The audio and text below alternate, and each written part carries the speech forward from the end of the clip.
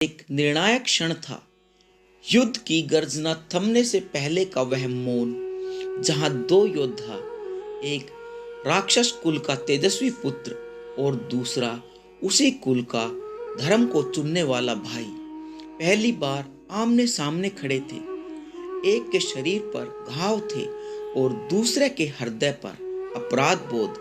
पर आज इस क्षण वे शत्रु नहीं थे, बल्कि दो आत्माएं थी जिनके बीच एक ऐसा रहस्य अटका था जिसे मेघनाथ अपने अंदर वर्षों से छिपाए हुए था, और आज वह रहस्य बाहर आने वाला था। मेघनाथ ने कहा, विभीषण, मैं जानता हूं तुमने धर्म का रास्ता चुना है। तुमने पिता को छोड़ा, कुल को छोड़ा और वह सब छोड़ दिया जो तुमने जन्म से सीखा था। लेकिन जाने से पहले तुम्हें एक ऐसा सत्य सुन लेना चाहिए, एक ऐसा रहस्य जिसे मैं अपने हृदय में छिपाए बैठा था। विभीषण ने कहा, मेघनाथ, मैं तुम्हारा शत्रु नहीं हूं, मैं धर्म के लिए खड़ा हूं। यदि तुम्हारे पास कोई सत्य है तो कहो, मैं सुनने आया हूं, निर्णय करने नहीं। मेघनाथ ने कहा, निर्णय तुम बहुत पहले कर चुके थे, जब तुमने पिता के विरुद्ध खड़े होकर राम की शरण ली थी। पर आज मैं तुम्हें दोष नहीं देता।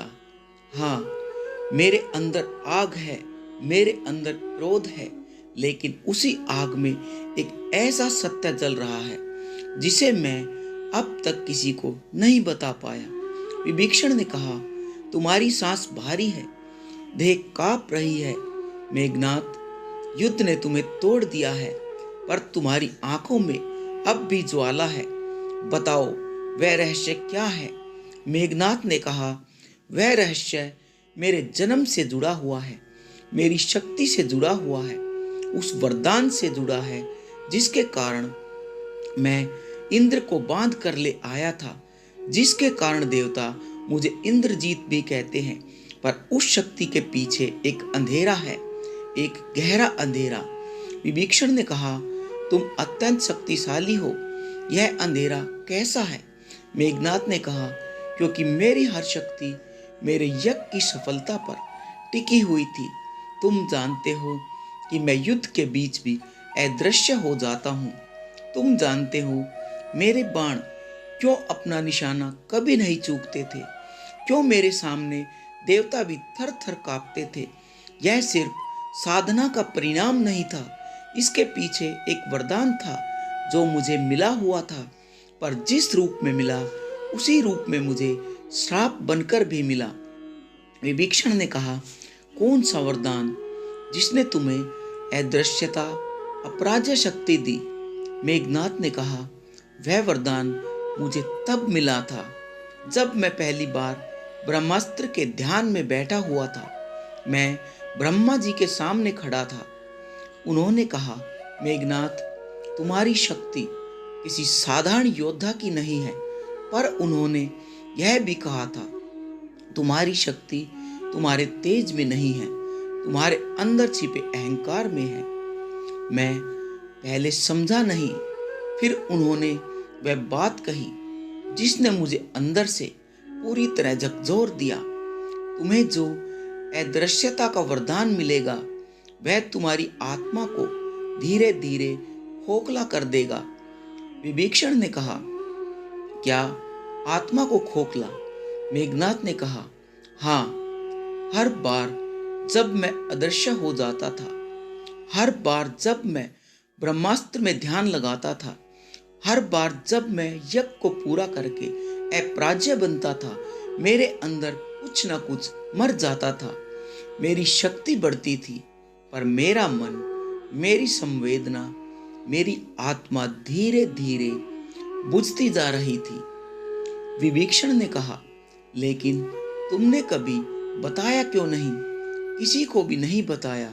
मेघनाथ ने कहा, क्योंकि यदि यह बात किसी को पता चल जाती तो पूरी लंका मुझे कमजोर समझ लेती, और पिताश्री यह बात कभी सहन नहीं कर पाते। पर अब जब अंत निकट है, मैं तुम्हें सब बताऊंगा जो मैंने जीवन भर सबसे छुपाया। विभीषण ने कहा, कहो मेघनाथ, मैं सुन रहा हूँ। मेघनाथ ने कहा, विभीषण, तुम्हें लगता है कि मैं पिता का अंत भक्ति वाला पुत्र हूँ। हाँ, मैं हूँ, लेकिन एक बात जान लो, मैंने पिता को एक बार चेताया था, एक बार, सिर्फ एक बार, कि सीता को हर कर लाना विनाश की शुरुआत है। विभीषण ने कहा, चकित होकर कहा, तुमने पिता को रोका था? मेघनाथ ने कहा, हाँ, कि सीता का हरण धर्म की दीवार में लगी पहली दरार है। पर पिताजी ने मेरी बात नहीं सुनी और वहीं से युद्ध का बीज बो दिया। विभीषण ने कहा, मेघनाथ, यदि तुम यह जानते थे तो फिर भी युद्ध में इतना जोश क्यों? मेघनाथ ने कहा, क्योंकि मैं पुत्र हूँ, कुल की लाज लड़ाई में है। मैं अपने पिता को गलत समझ सकता हूँ, पर युद्ध के मैदान में उनकी रक्षा न करना यह मेरा स्वभाव नहीं था। पर हर रात जब मैं अपने शस्त्र रखकर अकेला बैठता था, मैं एक चीज से डरता था। विभीषण ने कहा, किस चीज से डरते थे? मेघनाथ ने कहा, अपने अंत से नहीं, अपने भविष्य से। विभीषण ने कहा, कैसा भविष्य?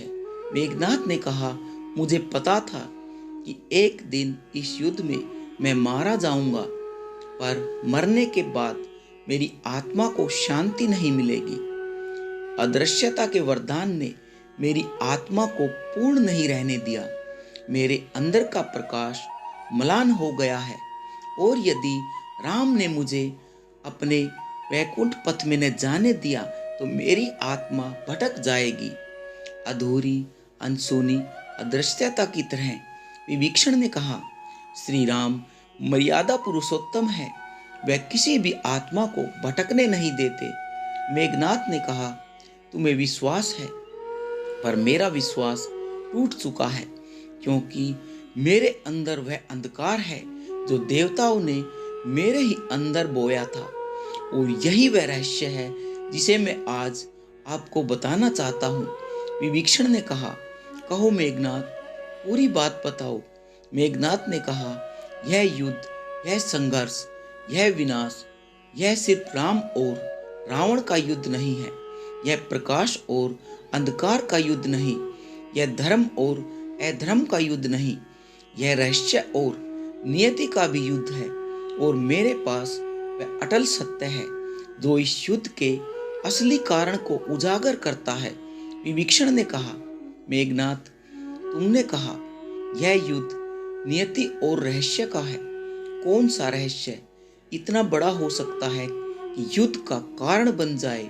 इस पर मेघनाथ ने कहा, वह रहस्य राम के बारे में है, और वह रहस्य मेरे पिता रावण के बारे में भी है, लेकिन उससे भी पहले वह रहस्य मेरे बारे में भी है। विभीषण ने कहा, तुम्हारे बारे में युद्ध का कारण तुम कैसे हो सकते हो? मेघनाथ ने कहा, क्योंकि मैं इस युद्ध की सबसे बड़ी कुंजी हूँ।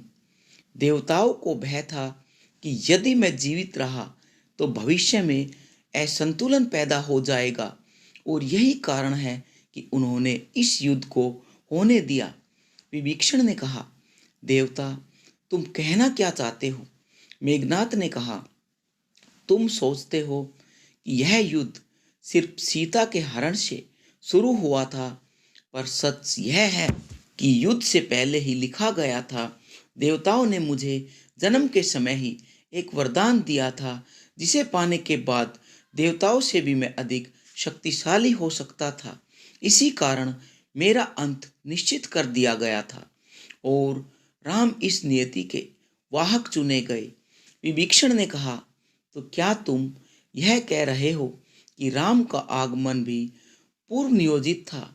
मेघनाथ ने कहा, हाँ, राम का अवतार सिर्फ रावण वध के लिए नहीं था, राम का अवतार मेघनाथ के विनाश के लिए भी था।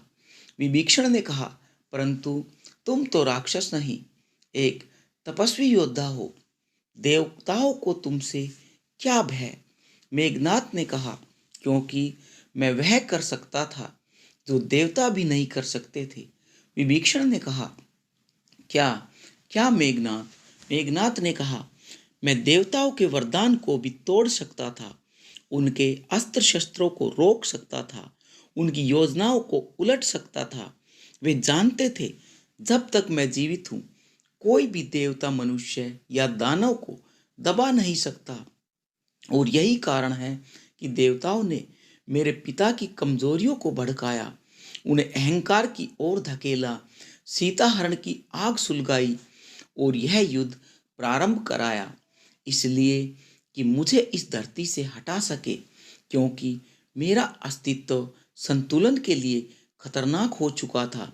विभीषण ने कहा, मेघनाथ, यह बहुत बड़ा आरोप है देवताओं पर क्या तुम्हारे पास इसका कोई प्रमाण है?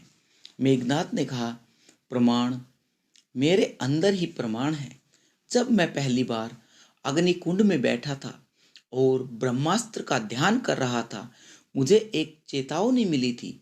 एक आवाज जो ब्रह्मा जी की नहीं थी, वह किसी और की, किसी छिपी हुई सत्ता की थी।